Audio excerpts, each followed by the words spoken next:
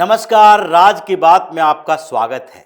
जब राष्ट्रीय स्वाभिमान का प्रतीक भव्य श्री राम मंदिर बन रहा है और वहां भगवान श्री राम लला के प्राण प्रतिष्ठा का आयोजन किया जा रहा है, तो कुछ लोगों को चिढ़ हो रही है।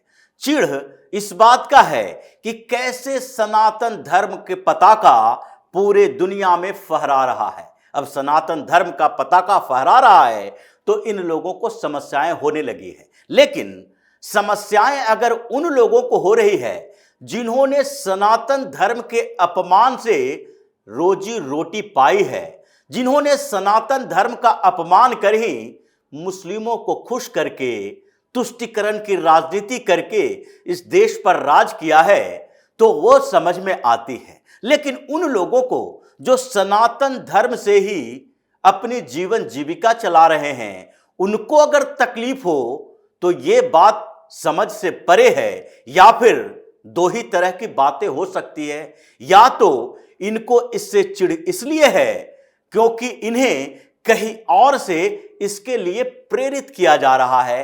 कहीं ना कहीं सेटिंग उन लोगों के साथ है जो कि इसके खिलाफ हमेशा से रहे हैं और ये बात सामने आ चुकी है। पहले चारों पीठ के शंकराचार्यों ने यह कह दिया कि ये जो राम मंदिर का प्राण प्रतिष्ठा समारोह है, इसमें हम लोग नहीं जाएंगे। क्यों नहीं जाएंगे?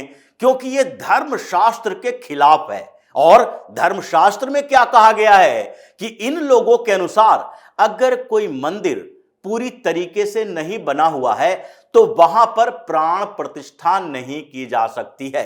अब ये धर्मशास्त्र की बात तो कर दिए, लेकिन ये नहीं कहे कि किन किन धर्मशास्त्रों में ऐसी बात कही गई है। और अगर ऐसी बात है तो हिंदुस्तान में ऐसे एक दो नहीं हजारों लाखों मंदिर हैं जहां प्राण प्रतिष्ठा होनी ही नहीं चाहिए। गांव गांव में अगर आप देखेंगे, मंदिर का ढांचा तैयार हुआ, एक कंस्ट्रक्शन तैयार हो गया, तो उसके बाद प्राण प्रतिष्ठा कर दी जाती है भगवान की, चाहे भगवान शिव की हो या फिर भगवान राम की हो, भगवान कृष्ण की हो, या किसी देवी देवता की मूर्ति की प्राण प्रतिष्ठा करनी हो। यह किया जाता है क्योंकि ये तो भव्य श्री राम मंदिर की बात है। यहां पर तो हजारों करोड़ रुपए दान में आसानी से मिल जाते हैं। लेकिन जब हम गांव गांव में ये मंदिर बनाते हैं तो वहां पर दान इतना ज्यादा नहीं मिल पाता।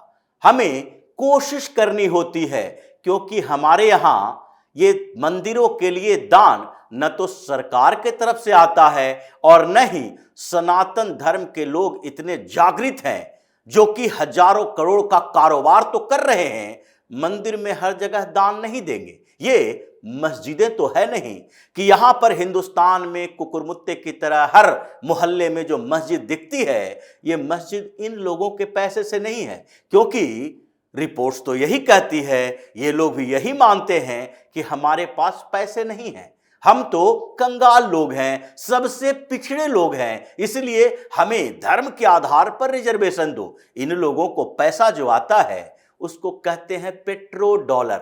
ये सऊदीया का फंड है, सऊदी अरबिया और अरब के दूसरे जो तेल उत्पादक देश हैं, जहां के शेख तेल बेच बेचकर करोड़ों डॉलर में कमाई करते हैं, वो पेट्रो डॉलर, पेट्रोलियम से पैदा किए हुए डॉलर का इस्तेमाल भारत में मस्जिद बनवाने में करते हैं, कन्वर्जन के लिए इन मुल्ला मौलानाओं को पैसा देने में करते हैं। लेकिन हमारे यहां तो ऐसा नहीं होता। इसलिए जब सैकड़ों हजारों मंदिरों को देखेंगे तो वहां पर एक ढांचा बनता है, एक फ्लोर बन जाता है, पूरा मंदिर निर्माण धीरे धीरे होता है, प्राण प्रतिष्ठा हो जाती है। ये धर्म का ज्ञान अगर ये शंकराचार्य दे रहे हैं तो इनको बताना चाहिए कि हजारों लाखों मंदिरों में प्राण प्रतिष्ठा ईश्वर की नहीं होनी चाहिए। जहां पर पूर्ण मंदिर नहीं बना है, जैसे भव्य श्री राम मंदिर की बात है, इसे बनने में अभी 10-11 महीना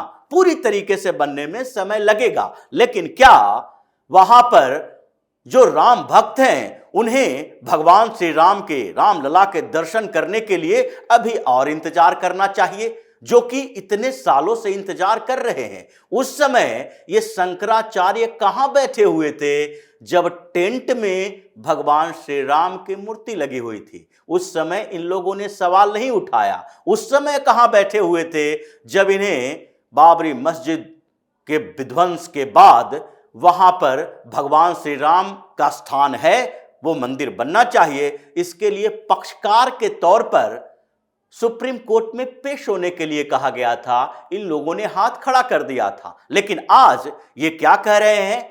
अलग अलग जो शंकराचार्य हैं उनका बयान देखिए, ये पता चलेगा कि इन लोगों ने क्या किया है। अब स्वामी निश्चलानंद जो कि शंकराचार्य हैं पूरी मठ के, उन्होंने पिछले दिनों क्या कहा था कि हम वहां पर जाकर क्या करेंगे, वहां पर जाने की जरूरत क्या है, हमें तो वहां सिर्फ जाकर तालियां बजानी होगी, वहां पर तो प्रधानमंत्री नरेंद्र मोदी का कार्यक्रम है। अगर प्रधानमंत्री नरेंद्र मोदी का कार्यक्रम है तो आपको वहां पर जो बुलाया गया है वो सनातन धर्म के एक पीठ के प्रमुख के तौर पर बुलाया गया है, लेकिन आप अलग अलग बातें कर रहे हैं। हालांकि ये सेटिंग कैसे थी इन चारों की, ये तो कांग्रेस के नेताओं ने ही भंडाफोड़ दिया जब इन लोगों ने ये कहा कि हम वहां पर नहीं जाएंगे क्योंकि अर्धनिर्मित मंदिर में प्राण प्रतिष्ठा धर्मशास्त्र के खिलाफ है, हम मोदी विरोधी नहीं है। यह शब्द भी उन्होंने बोला क्योंकि उन्हें पता था कि जैसे ही ये बात कहेंगे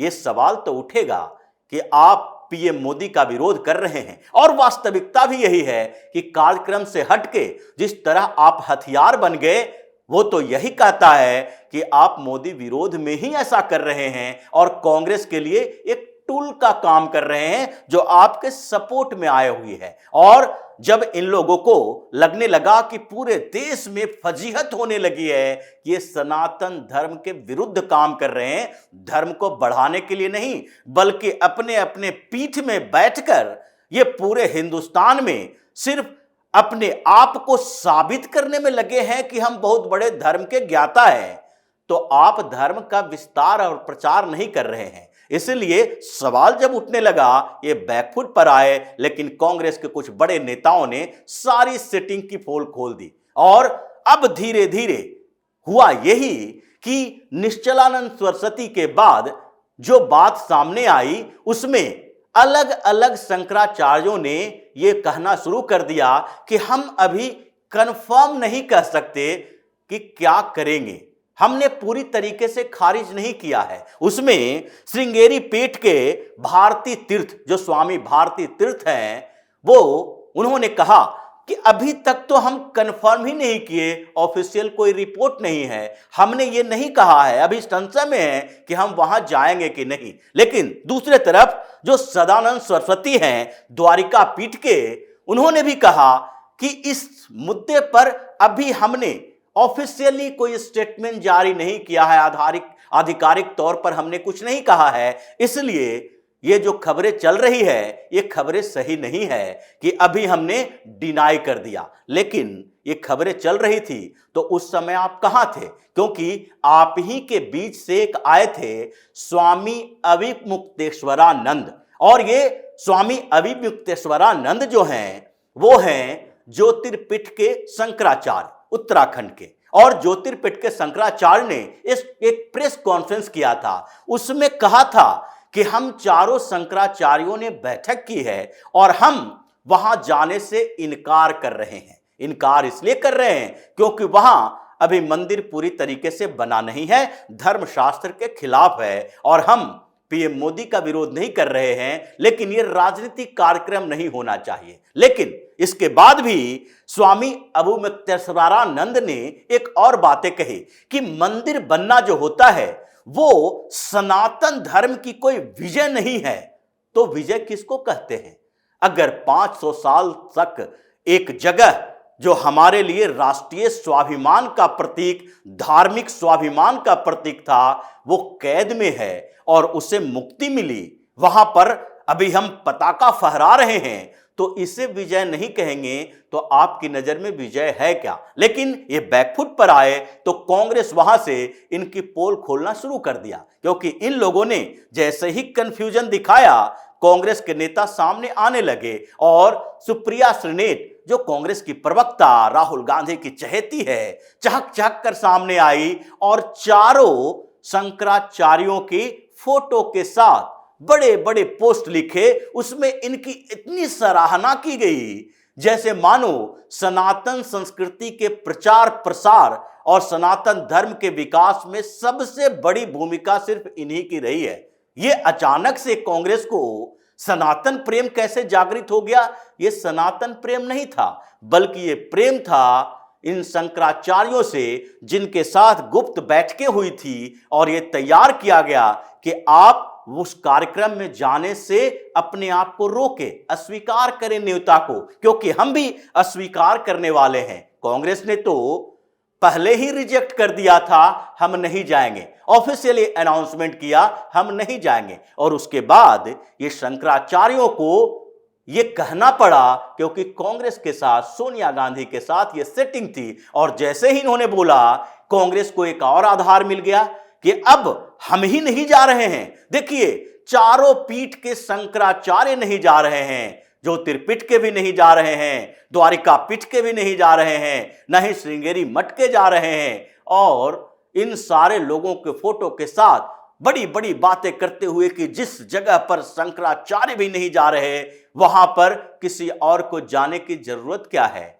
मतलब ये पॉलिटिकल कार्यक्रम है। फिर आए पवन खेड़ा, जिनके ऊपर कैसे कैसे आरोप हैं ये सबको पता है। सुप्रीम कोर्ट में कुछ दिन पहले गए थे ये पवन खेड़ा कि मिलॉर्ड, हमारे ऊपर जो केस है, मुकदमा है इस बात का कि हमने पीएम मोदी के पिता का अपमान किया था, उस मामले में एफआईआर को कैंसिल करवा दीजिए, क्वैश करवा दीजिए, खत्म करवा दीजिए, क्योंकि हमने पूरी तरीके से माफी मांग ली है। गिड़गिड़ा के माफी मांगने के लिए आपने कहा हमने माफी मांग ली, लेकिन सुप्रीम कोर्ट ने कहा यह नहीं होगा, आपके माफी मांग लेने से एफआईआर रद्द नहीं किया जाएगा, एफआईआर होगा, ये चलेगा।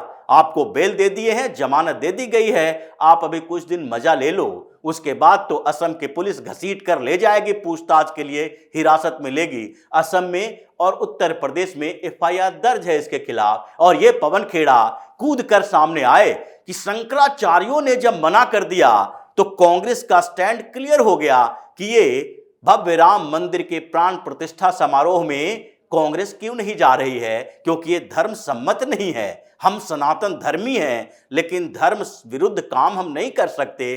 पवन खेड़ा भी आए, अलका लांबा जैसी नेता आई, भारतीय जनता पार्टी से हम सवाल पूछ रहे हैं कि आखिरकार चारों शंकराचार्य जो नहीं जा रहे हैं उसके पीछे की वजह बताए। मतलब भारतीय जनता पार्टी का एक कार्यक्रम है, इसलिए वो लोग नहीं जा रहे हैं। कांग्रेस ने बहुत अच्छा किया, कांग्रेस को एक आधार मिल गया। शशि थरूर जैसे नेता आए, इन सब लोगों ने इन शंकराचार्यों के बोले गई बातें और उनके आधार को सही ठहराते हुए अपने लिए एक आधार तैयार किया, और ये कठपुतली बन गए।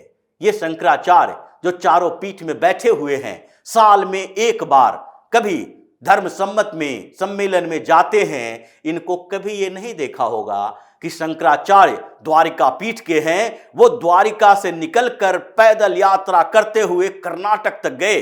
इन लोगों को कभी नहीं देखा होगा ज्योतिर्मठ से निकलकर ये उत्तराखंड से होते हुए, बिहार होते हुए नॉर्थ ईस्ट तक पैदल यात्रा की, वहां दौरा किया धर्म के विकास के लिए, जैसा आदि गुरु शंकराचार्य ने किया था। इनको एक पदवी मिली हुई है और ये गुरु परंपरा से है, लेकिन ये पदवी उसी तरीके का दिखता है कि जैसे आदि गुरु शंकराचार्य ने एक व्यवस्था बनाई और उनमें इन लोगों को भर्ती कर दिया।